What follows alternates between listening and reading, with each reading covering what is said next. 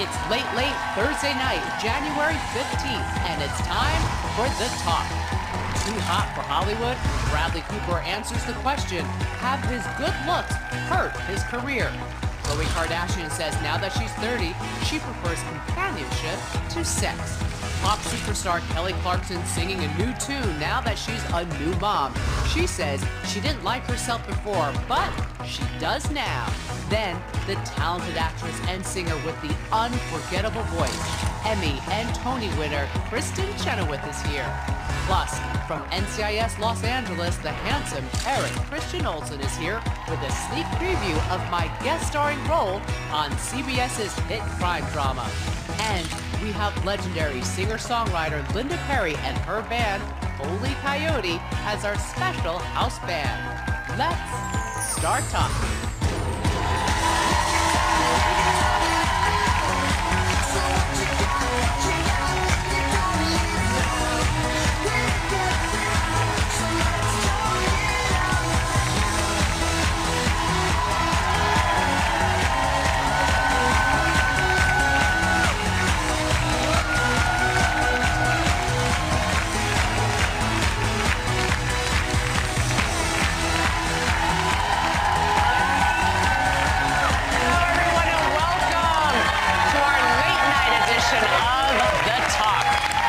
Welcome to Sarah's wife and our friend, award-winning singer-songwriter Linda Perry. All week long, Linda and her band, Holy Coyote, are performing as our house band. All right, everyone, let's get started with, have Bradley Cooper's good looks gotten in the way of his career? Cooper, who stars in the new film American Sniper, was asked about his looks in a recent Today Show interview. He had to gain 40 pounds to play the real-life American Sniper Chris Kyle in the film. Kyle said Cooper also needed to rough up his golden boy appearance to tackle this new role. Take a look. It's been reported that at one point he said about you playing him in the movie, I'm going to have to tie him to my truck, drag him down the street, and knock some of the pretty off of him. Yeah. When you look back at your career, even recently, has that ever been a problem for you, or do you think there was a turning point where at a certain point your looks and your charm hurt you in terms of getting some movies, and maybe did Silver Linings Playbook change all that? No, you know, I got to say, I mean, it only happened in 2011 when that People magazine thing came out, but I never sort of suffered that. Have your looks affected your career? Constantly. It's been Too really gorgeous. hard. Yeah, too gorgeous. It's been really tough. But you know what? I just put on a brave face. How can you, when you've got amazing actors, and Charlize Theron, when she did Monster. Yeah, so beautiful. I mean, come on. Transformation. I think it's just, you know, when you are an actor, though, you do sort of like, I'm not going to play the young ingenue. Like, I think it might be a little easier for, like, the super hot Charlize to look bad than for me to look like Charlize. But I do think that it's just a trade-off. Then you get to play character roles and things like that, and so there's positives and negatives with each side of it. And I think you can't play the ingenue forever anyway. That fades, you know, that recedes. But look, I think Bradley Cooper is a really interesting actor and incredibly talented. But it's funny to me that he was saying that his looks were never an issue for him, because he played a character in the A-Team in 2010 whose the character's name was Face. And the reason he was called Face is because he was super hot. So like the idea that he's like, oh, no one's ever called me too handsome, as I play a guy whose whole thing is he gets laid all the time and his name is Face. I don't know. I do think people don't take you as seriously if you're attractive. They may want you to play the ingenue, but I think that our culture thinks of attractive people as stupid. Like, you don't have to develop other talents or skills if you're pretty, because you're just going to get waved through everywhere you go. So there's that. There's sometimes a handicap there, I think. All right, listen to this one, everybody. Melissa Joan Hart posted a lovely photo of a note from her bosses congratulating her for starring in a show that had just won a People's Choice Award. They also sent her a huge bouquet of flowers, but there's one small problem. The show that won was Pretty Little Liars, a show that she's not on. Melissa captioned the photo, but thanks for the flowers. Have you ever made or been on the receiving end of a bad mistake? So this happened to a friend of mine. This wasn't me, but a friend of mine had a friend whose mother was very sick, and she heard that the mother had passed away. So she called, and she's like, "Oh, I'm so sad to hear about your mother, and my deepest condolences on your loss." And she was like, "Well, it's really sweet for you to call, but she's not dead yet." Oh. And she was like, and the thing was, it was a sweet gesture, right? Like when I don't think you could feel worse than calling to say sorry about your dead mom when mom was still alive. Yeah. Oh dear. Sarah, you don't have that? I can't follow the dead mother. That's what I was thinking. Mine's like not that dark. But I mean, mine is like really I'm not great recognizing people anyway, but when it comes to twins, I always get really messed up. So Benji and Joel Madden? Yeah. I always would get the wrong one, and so they look exactly alike. They look exactly alike. So Joel would start to come up to me and be like, "He has a tattoo on his face." I mean, I know it's you. Of course. It's cool. We'll be right back. The Talk, sponsored by Denny's. Welcome to America's Diner.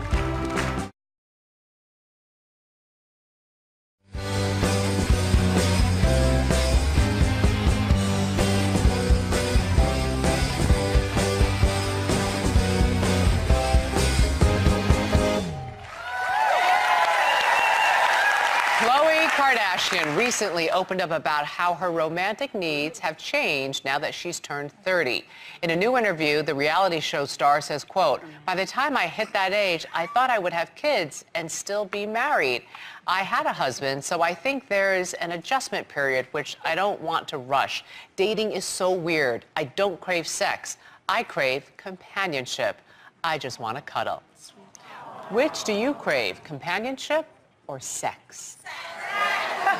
Got a horny crowd here. What a horny crowd. I just crave to be loved. Yeah. That's wonderful. Oh yeah, me too. Totally, me too. No, there's plenty of cuddling for sex. You get the best of both worlds. Sex is like the most awesome cuddle ever. She's like, Right? I can't get her away from me. She's all... Seriously, cuddling is like, sex is like cuddling for your soft parts. You know what I'm saying? It's like, cuddle me down there. I just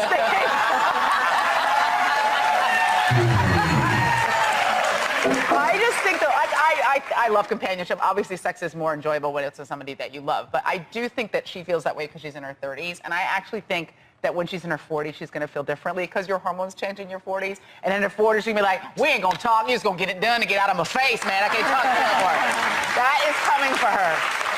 That is coming later in life, I think. Well, I'm over 40, and the only thing I want to cuddle up with is a bottle of wine and some butter pecan ice cream. That's all.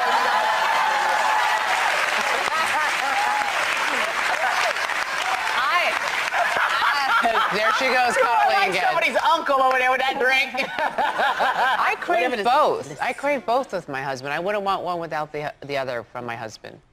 I want it all. Yeah. We'll be right back.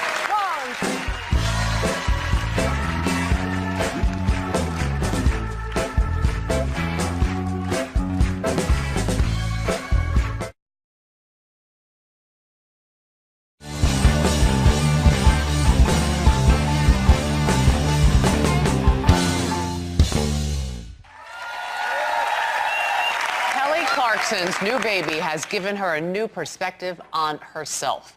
The chart-topping singer of Heartbeat songs says, quote, "I'm annoyed by my previous self. You have a baby and realize you worried about stupid stuff. In our job, we get very self-involved, and it's nice to have a different perspective. I didn't like me before, but I like me now." What have you regretted about how you've acted in the past? I really don't regret things unless I have not learned something from it. Like I've learned that you can drink on an empty stomach.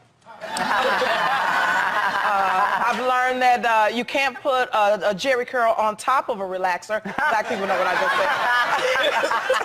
I've also learned that you got to give a man time for the Viagra to work before you jump on his back.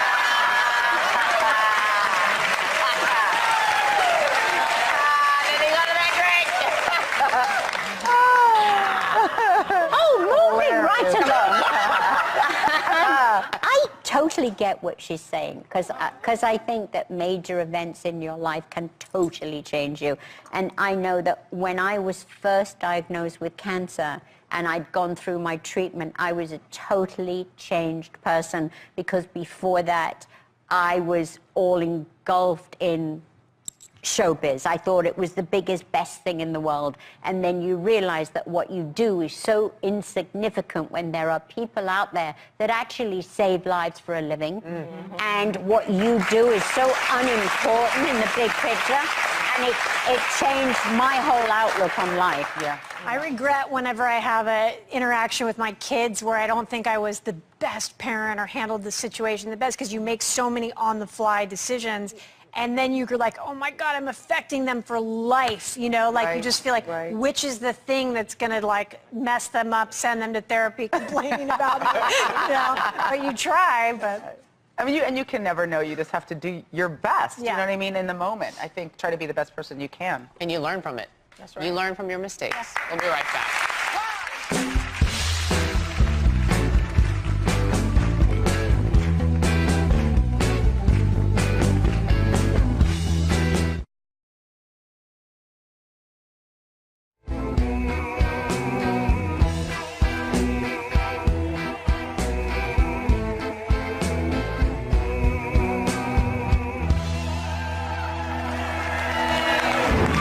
If you could, would you want to clone yourself? A company has developed a DNA vault that can store samples of your DNA for future use. The DNA would be collected when you're young and healthy, and it's designed to help people personalize medical treatments for diseases like cancer, diabetes, and Alzheimer's. Additionally, the blood sample could be used to even clone a person. So again, if you could, would you clone yourself? Oh, yes, because it would be so interesting for me to see what I would look like at this age if I hadn't have had surgery.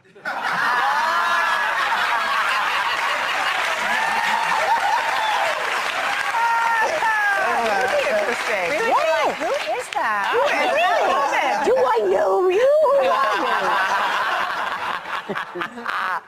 I would say, well, you go ahead, Sarah. Oh, no, I just think I wouldn't want to clone myself if I didn't keep the memory. Like, it's only good if it somehow extends your life and your experience. Exactly. Like, I have kids. I don't need to look at another mini me that has none of my brain stuff going like a rando, you know what I mean, that you can't control. And I think people think about cloning like you're going to come out of like the Star Trek, like, you know, vaporizer, and it's going to be like another you, but no, it's just going to be a baby pooping and crying. Does it have to be a baby, you know, if you're getting cloned? Because like Dolly the sheep was not born a baby, right? Yes, she was. Was she? Yeah, she was born a baby. There's no way to like magically make a full-grown animal. They're grown from cells, so it's like your cells in an egg, another baby with exactly your genetic material. And I know that I was a very incontinent child, and there would be poop everywhere. I'm not interested in doing it again. If you clone me, can you fix like the bad part of me? Can you cut out the good part and multiply that, and then alleviate the bad part? Make me a better person or something? I love it. You would be your own Dolce and Gabbana. You'd just be curious. I'm trying to figure out how to be cloned.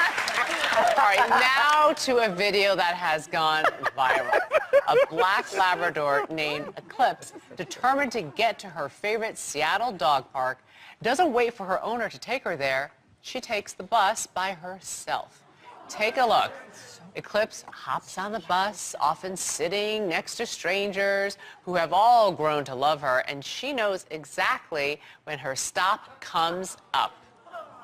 What do you think? Oh, my God. I just think that this dog is incredible. The dog is only 2 years old, and it's just incredible. And why can't we have this dog Eclipse on the show? I'd like to interview Eclipse. She could find her way here, get a Yes, bus she ticket. could. Well, no, we'll send her the ticket. She can get herself on the bus. Right. No, just, I mean, it's an angel. So cute. Okay, I got a question. Even though it's cute, where did the dog keep the money to get on the bus? Right? Does the dog have a little doggy pouch with a little money in it, or? Right, the dog gets on the bus, rides to its stop, gets off the bus, and then goes and runs around the dog park by itself. which reminds me of my whole childhood. But so sad. So with the little key, got a little key around his neck. You know, I made my own sandwich. But I just want I'm waiting for the dog to bust out the little bag and pick up its own, you know, junk and throw it in the thing. It was like there'll be like a full service. If I could have a dog like that, that'd be great because you'd never have to do anything with it. No, but sometimes the dogs eat it anyway, so it's fine. Oh, disgusting! Oh, this is why I don't want a dog. I want to know who trained that dog. That is like the most well-trained dog I've ever seen, and only 2? But would you wonder if maybe the dog's just a super smart dog and figured it out by himself? Or, we want a clip here. We need a clips here. Some grown-ass man Come on the can't do show, that. we'll send you the bus ticket. Coming up, actress and singer Kristen Chenoweth, and from NCIS Los Angeles, Eric Christian Olsen. We'll be right back.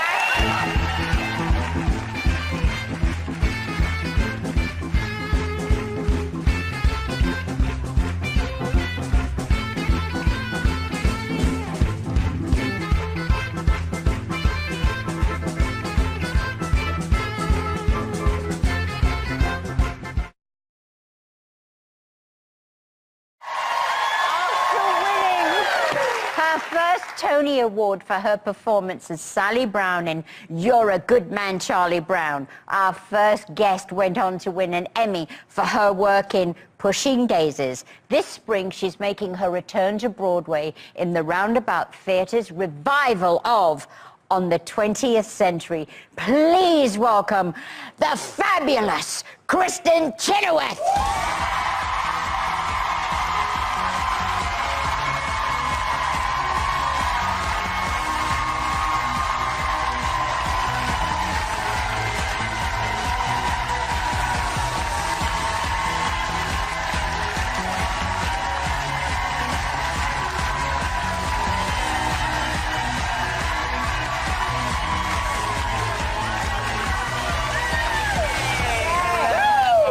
So, Kristen, this morning, this year's Oscar nominees were announced, and you're no stranger to the Oscar stage. So what advice would you give somebody who's there performing for the very first time? It's so scary. I would say to remember that everybody that you're singing to goes number 2. I really do. Right. Like it is. Even George Clooney. Of course, when he does it, it's like diamonds and flower petals. But still, he does go number 2. Same with Julia Roberts. I mean, yes, right? No, Also she diamonds. doesn't. Now, who were you more nervous to perform for? The audience of billions that watches the Oscars or the Queen of England? You know, I had the Queen of England in the middle and President Obama. And the First Lady and His Majesty. I think that I was pretty nervous that it was in the palace, so I think I was nervous. Which palace were you in? The main one. Windsor. The big one. In London. Buckingham Palace. You know, I have to say that poor Obama, because the Queen farts a lot.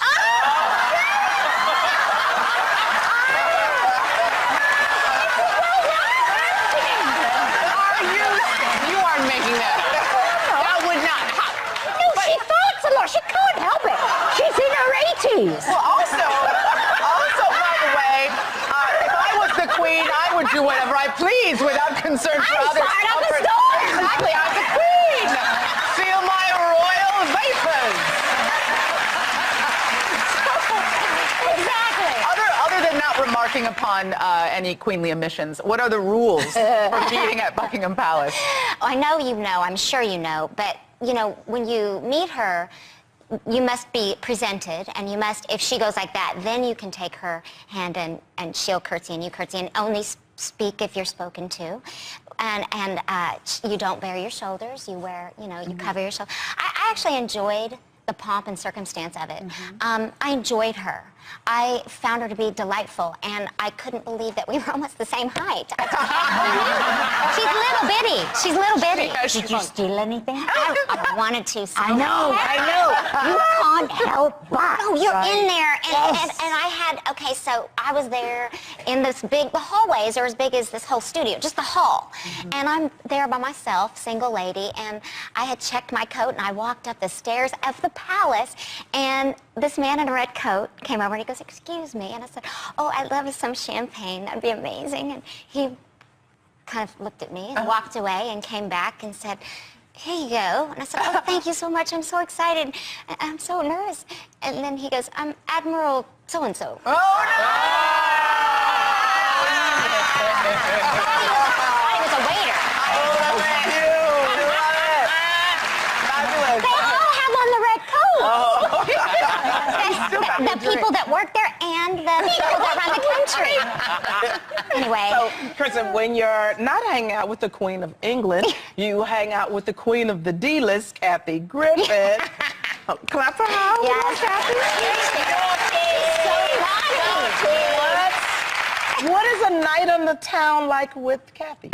You'd think that we'd just be rebel rousers. Well, maybe not me. You wouldn't think that. But, I mean, we both can have a good time, but we're both performing a lot, so we're always, she's like, let's meet the quiet area of the restaurant. We have to save our voices, so we don't drink, we don't talk, we just kind of look at each other and wave. And, we just enjoy each other. Quietly. This spring, you're returning to Broadway in a play called On the 20th Century. So, what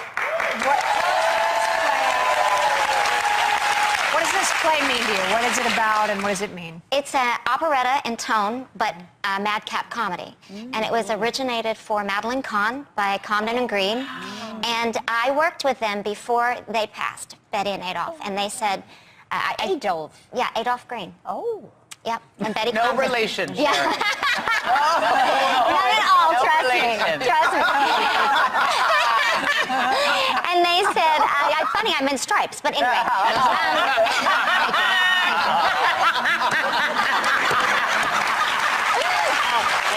I'm so hot.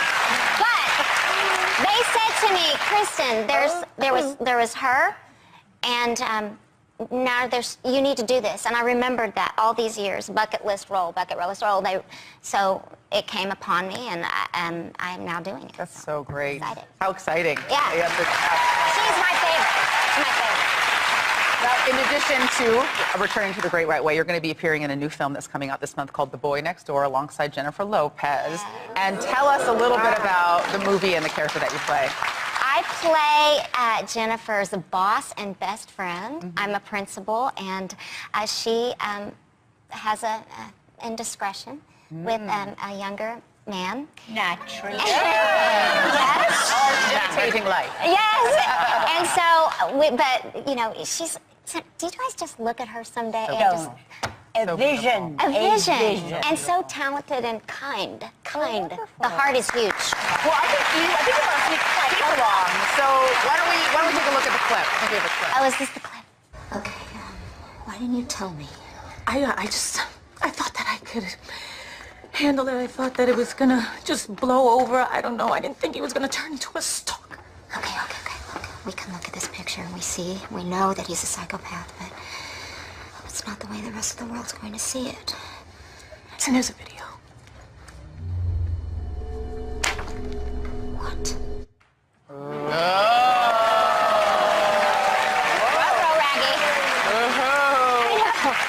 All right, we love asking you questions. We're very lucky to have this job. But some of your fans also want to be able to ask you a question, and just brace yourself because we let them have free reign. Okay. Let's see our first viewer question for Kristen. And this one comes to us from Adele. Oh, Adele. Okay, so Kristen, I love you and I'm such a huge fan. My question for you is, which Broadway hunk would you marry? Hugh Jackman or Matthew Morrison? Ooh, hello. Wow. Truth. Oh, Ménage à Trois. Yeah!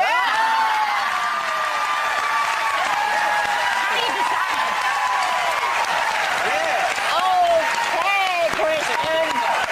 Our Our next viewer's question is from Clara. Let's see what she wants to know. Hi, Kristen. My name's Clara, and I am wondering if you had to choose a star from the West Wing to sleep with, would it be Martin Sheen or Alan Alda? Hello. Go on. Oh, I love Alan so much because he's tall. I'm going to have to go with the president, Martin Sheen. Oh, yeah. Why not go to the top? I mean...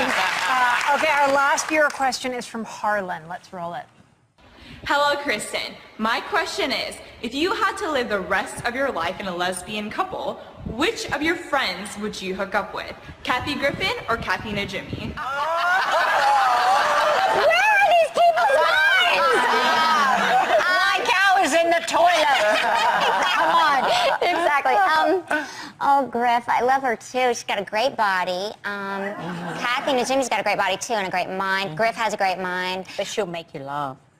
They both are pretty funny, right? They are. They're just different. I mean, again, menage a trois. There you go. Kristen Chenoweth, ladies and gentlemen. Kristen returns to Broadway in On the 20th Century at New York City's Roundabout Theater this spring, and The Boy Next Door opens in theaters next Friday. We'll be right back.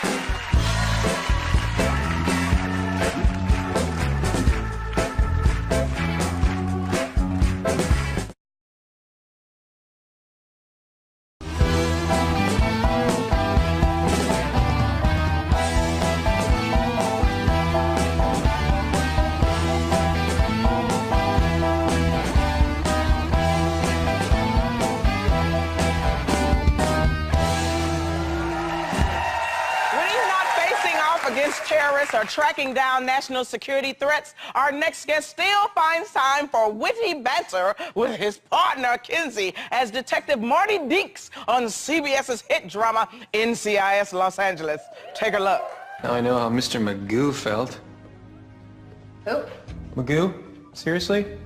Oh, Magoo! You've done it again! What? Seriously, nothing? Wow. Obviously before your time. My time is your time, so how is that possible, Einstein? Because you don't have an appreciation for vintage animation. And if by that you mean I don't like old cartoons, no, I don't. First off, the word cartoon is demeaning to the art form, and secondly, cartoons are cool. Please welcome the always charming Eric Kristen Olsen.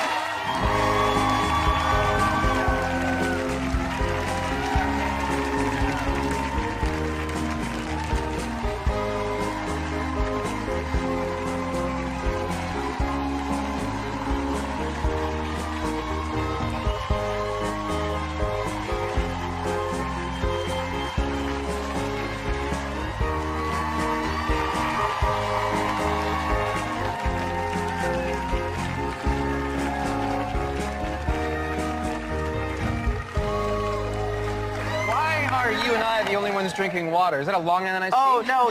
Yours is water. Hers is vodka. Are you pregnant also? I am. Congratulations. Welcome to the show. Thank you for having me. I have so much fun. We love having you on. I love being here. on. We have ducks. I don't know if you were watching earlier, we were talking about this dog Eclipse that could ride the bus by itself. I had never seen that clip before, and I think that's New York, right? From Seattle. Seattle. Public transit. Like, yes. I would be lost in like 10 seconds. The fact that that dog knows where it's going boggles my mind. Yeah, right? I'm going to have that dog run for Congress. Couldn't do any worse than it has my vote. It's likable. I want to drink a beer with it. But can it hold babies? I'm in. Eric, want to ask you about your family. Yes. Your wife, Sarah. Yeah. Your son, Wyatt. Yes, right. Okay, your son's 1 now. He's older than 1 now. Oh. There he is right there. He's 16 months. Oh. Right. It's just such a fun time because he's walking and running around. Do you have a lot of one-to-one with him? Well, yeah, we're both working. She's on a show called Marry Me. And this past week, and actually was the first weekend that she left. She went to New York for a birthday party. And so I was home with Wyatt, and I had all these things planned. We were going to go to the park and play football and run around, and I got up, and of course it was raining. And I looked outside, and the sprinkler is broken and spraying the neighbor's house, and he's like banging on my door. And I'm like, I'll just go, I'll fix it, I got it. And so I go outside, and my dog has a broken blood vessel in its ear. So the dog has got his ear like this. I've got Wyatt strapped to my chest. It's raining outside. I'm trying to fix the sprinkler so it doesn't spray the house next to it. And then I have to take him to the vet. And Wyatt loves every animal, like all kids do. So he's trying to pet like every single dog while he's strapped to me, and I'm also holding an Akita in like a racing harness who's trying to attack every dog. So it's just me and fatherhood, like trying to wrangle the dog while he's trying to pet every dog. And Sarah calls me, she's like, "How's it going?" I'm like, "It's going great. I'm doing a really good job. Like, this is really paying off. I'm a great father. I'm a really good father." And nervous breakdown. Yes. But it was so fun. It was so much fun to have that time with him. He's such an incredible little kid. Well, okay. Well, Eric, I want to know about you as a child. You were raised in Iowa? I was. Okay. Were you a handful growing up? I was a handful. I was the kid that always kept asking why and was jumping off of the garage. Oh, there's me. And that looks like amazingly like Wyatt, that same ridiculous smile. Just clueless optimism at that point. And he's got this streak of just madness in him where he's a little bit crazy. And every time after we get him a bath, like I sit him down and then go to grab his diaper and he looks at me and he gets that smile on his face and he goes, "Yeah!" And he just runs to the house. Which I also do, so I know where he gets it. But yeah. We all do that. We all do that. Cheryl does that. Yes, I do. I know you do, girl. It's been 6 seasons you've been on NCIS Los Angeles, and you've been playing this special agent who finds himself in dangerous situations. Has any of that bled over into your real life? It's crazy because when you spend that much time playing a character, I spend more time playing that than I don't. You know what I mean? It's 10 months out of the year, it's 12 hours a day. And I remember I was traveling on the 10 freeway, and this windowless van blows by me on the side of the road. And he misses me barely and then hits the car in front of me and like knocks its mirror, and I hear the woman scream, and I was like, oh my God, this is happening. And I called 911, and the woman's like, 911, what's your emergency? And I said, I got a brown windowless van traveling eastbound on the 10 freeway. License plate, Charlie Bravo Tango. I missed the last number, and you can hear me. I change gears and I gun it, and I fire off to the left side, and she goes, and I go, I'm in pursuit. We're under the on the 405 freeway crossing past Robertson. She goes, I'm sorry, sir, did you just say pursuit? And I was like, no, I didn't say pursuit. And then in front of me on the 10, it's like a Michael Bay movie. A Volvo launches into the air, and they're screeching, and then I see the van it's like plummeting across 4 lanes of traffic, jumps the side divider and is teetering on the side. So I go to the other side of the freeway and shoot up, and I get up to get out of my car, and it's pure instinct at this point taking over. He jumps out of the car. What? And this guy tears his shirts off, and he's screaming and yelling. He's like, "There's an accident!" Runs across the freeway that's now completely stopped, jumps the center divider and tries to stop traffic as they're going like 65 miles an hour in the 10 freeway. My God. So me, out of my mind, jump out of my car, run over to the van, and I go, there's a person in here. You know, there's a person, or there's a bomb, or there's someone that's been held captive. And so I run to the front of the car and I go, "Hello, is anybody in the van? Is anybody in the van?" And I look back, and now everyone's just staring at me. And I've got a suit because I'm going to like a publicity event. So it's me in a suit standing outside, and the 10 goes, "Anybody in there?" And there's no one there. So I run around to the back of the van, and there's no windows. And now I'm at the back of the van, and I'm in formation that we do on the show. And I've got my head below the blacked out window so that they can't shoot me. And I'm reaching up with my hand like this to open the door, and I look down and I realize that I'm holding my finger. I'm on the 10 freeway, about to breach a vehicle. This guy's on crack. He's jumped the freeway, and I'm holding my finger. I make this realization. I know I've lost my mind. That doesn't stop me. I swing the door, but I go, "Hello!"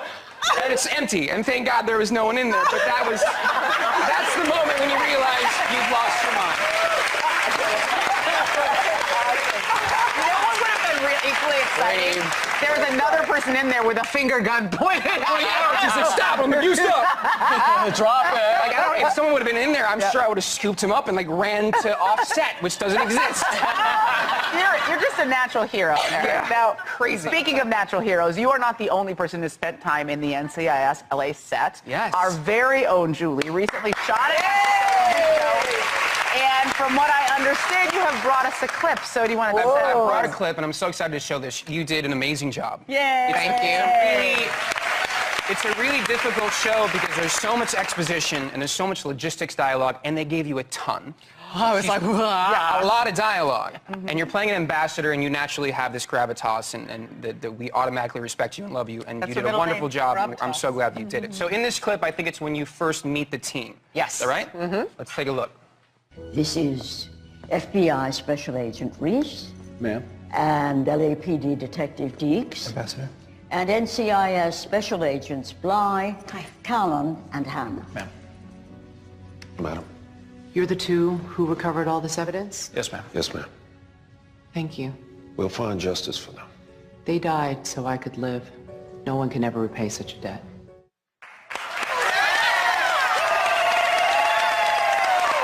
I want to be addressed from here on out as Madam Ambassador, please. Okay.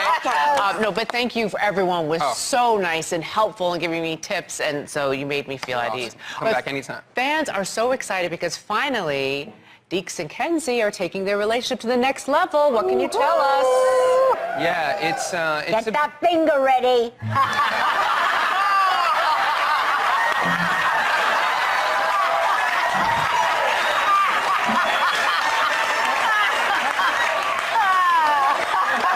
There you have it.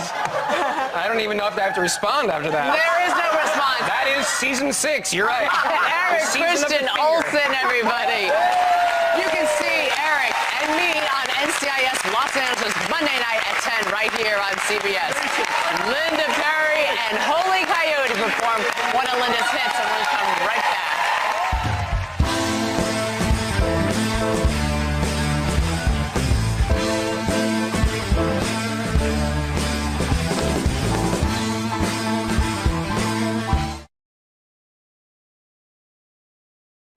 Before we say goodbye, the amazingly, incredibly talented Linda Perry and her band, Holy Coyote, are back to play us off the air with another one of Linda's great songs from her band, Deep Dark Robot, off the album, 8 Songs About a Girl. This is Won't You Be My Girl? Yes!